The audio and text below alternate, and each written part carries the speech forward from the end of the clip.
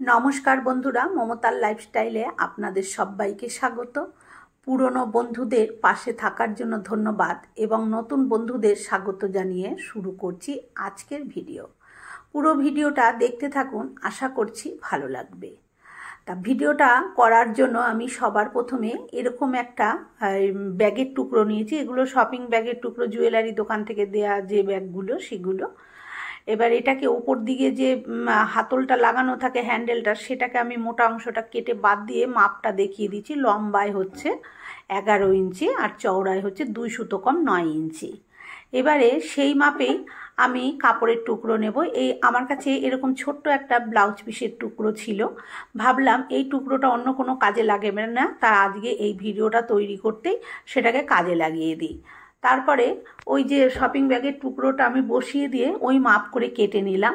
আর এদিকে আমি এটাও লাল সুতির কাপড় নিয়েছি। এটার বদলে আপনারা অস্ত্র নিতে পারেন। আমি যে শপিং ব্যাগের টুকরোটা নিয়েছি তার বদলে আপনারা ফোম সিট ব্যবহার করতে পারেন, রাইস ব্যাগ ব্যবহার করতে পারেন, আটা ব্যাগ ব্যবহার করতে পারেন। আমার কাছে যেটা ছিল আমি সেটা নিয়েছি।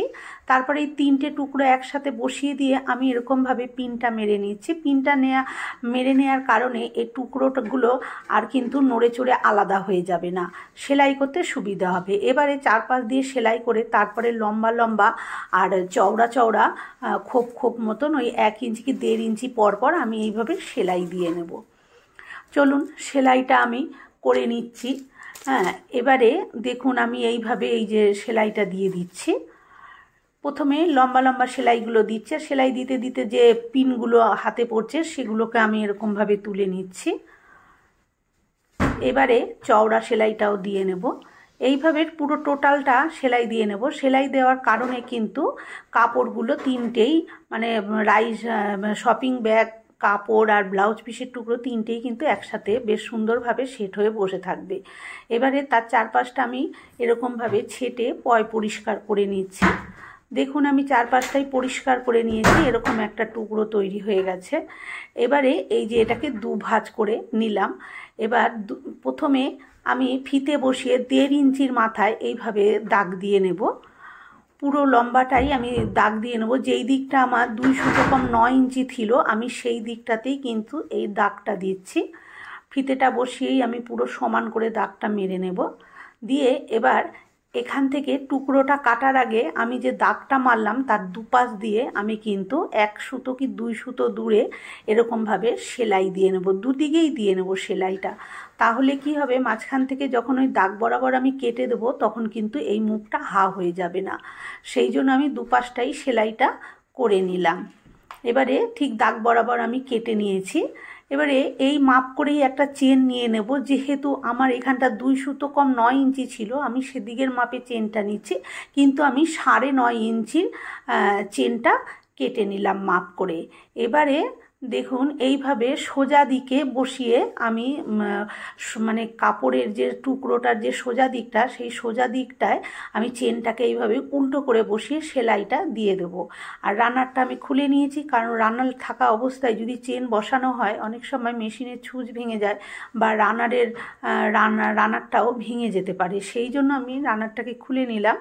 তারপরে আবার উল্টে এইভাবে ওপর দিয়ে আমি একটা টপ স্টিচ দিয়ে দিলাম। টপ স্টিচ দিয়ে দিলে কিন্তু চেনটা খুব সুন্দরভাবে বসে যায়, দেখতেও ভালো লাগে।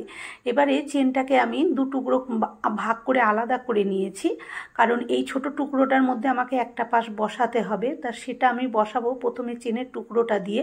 তারপরে আমি এই যে টুকরো কাপড়টা উল্টে দিয়েছি, উল্টে দিয়ে তারপরে এইভাবে আমি সেলাই করে নিচ্ছি। এটা এ পাশটা সেলাই হয়ে গেলে আবার এটাকে আমি উল্টে এইভাবে কিন্তু টপ স্টিচ দিয়ে নেব। যতবার আমি চেন বসাবো কিন্তু এইভাবে টপ স্টিচ দিয়ে নেব। আর টপ স্টিচ দেওয়ার আগেই যদি আমি পট্টি লাগিয়ে বসান তাহলে কিন্তু আমি পেছন দিয়ে উল্টো দিক দিয়ে প্লেট স্টিচ দিতাম। এবারে দেখুন সমান করে বসিয়ে যে রানারটা আমি চেনের মধ্যে লাগিয়ে নেব। রানারটা লাগিয়ে নেওয়া হয়ে গেছে। এবারে দেখুন পেছনটা কেমন হয়েছে। এবারে এক্সট্রা যে চেনের টুকরোগুলো সাইড দিয়েছিল আমি কেটে পরিষ্কার করে এই চেনের ধারগুলো কিন্তু সেলাই করে দিয়েছি, তাহলে আর কোনো রকম মাথাগুলো খুলে যাওয়ার ভয় নেই। এবারে দেখুন উল্টে করে নিয়ে এরম একটা টুকরো নিয়ে নিয়েছি। এটা হচ্ছে শাড়ির পাড়, যেহেতু আমার কাছে চওড়া ছিল না তাই আমি 2 টুকরো জুড়ে নিয়েছি। আর ভেতরে আমি একটা সাদা, ওটাও এক টুকরো ব্লাউজের পিস এর সাথে জুড়ে নিয়েছি, মানে এই টুকরোটার সাথে। এবার যেখানে চেনটা লাগিয়েছি তার ওপর থেকে পুরো এটাকে এইভাবে দিয়ে চারপাশ দিয়েই কিন্তু এটাকে সেলাই করে নেব। আর একটা কথা বলে নি বন্ধুরা, আমি লাল পাড়ের সাথে যে সাদা কাপড়টা লাগানো দেখলেন ওটা কিন্তু আমি আগে পাড়ের সাথে বসিয়ে নিয়েছি। তারপরে এইভাবে চারপাশ দিয়ে এটাকে সেলাই করে পুরো বসিয়ে দিলাম। এটা কিন্তু একটা পকেট তৈরি হয়ে গেল। আমি সেলাইটা করার পর দেখাচ্ছি, দেখুন বেশ সুন্দর করে পকেটটা হলো। আর এই যে টুকরোটা নিয়েছি, টুকরোটার লম্বা হচ্ছে যেরকম 9 ইঞ্চি ছিল 2 সুতো কম, সেরকম 9 ইঞ্চি আছে 2 সুতো কম। আর চওড়া হচ্ছে 5.5 ইঞ্চি। যেহেতু এটা 11 ইঞ্চি পুরো টোটালটা, সেহেতু আমি হাফ করে বসিয়েছি, ওটা কিন্তু 5.5 ইঞ্চি চওড়া। দেখুন কত সুন্দর ভেতরে পকেটটা হয়ে গেছে। আর কাপড়ের পাটটা যেহেতু জরির, ভেতরটা খোঁচা খোঁচা দেখা যাচ্ছিল, ওই জন্য আমি সাদা কাপড়ের টুকরোটা লাগিয়ে দিয়েছি। খুব সুন্দরভাবে কিন্তু পকেটটা তৈরি হয়ে গেল। এবারে আমি ওপরের অংশে আর একটা চেন বসাবো। আমি আজকে 2টো চেনওয়ালা একটা পাউচ ব্যাগ তৈরি করছি। সেই চেনটাকে ওই সোজা পাটে উল্টো করে আমি বসিয়ে দিয়ে এইভাবে সেলাই করে দিচ্ছি। আর রানারটা আমি আগেই খুলে নিয়েছি, দিয়ে আবার সেটাকে ঘুরিয়ে আমি এইভাবে কিন্তু টপ স্টিচটাও দিয়ে নিচ্ছি। যতবার চেন এইভাবে বসিয়ে নিতে হবে, টপ স্টিচটা কিন্তু দিয়ে দিতে হবে, তাহলে কিন্তু ফিনিশিংটা খুব সুন্দরভাবে আসবে। এবারে একটা পাশ আমার হয়ে গেলে আমি আর একটা পাশে ওই যে চেনটা টুকরোটা খুলে নিয়ে আর একটা পাশে চেনটা এইভাবে লাগিয়ে দিলাম। সেদিকটাও আমি টপ স্টিচ দিয়ে দেবো। দেখুন বন্ধুরা, বিনা কষ্টে ঘরে পড়ে থাকা জিনিস দিয়ে কত সুন্দর একটা আমি ব্যাগ তৈরি করে ফেললাম। এগুলো কিন্তু বাজার থেকে কিনতে গেলে আমাদের অনেক খরচা পড়ে। এবারে আমি রানারটা লাগিয়ে দেব।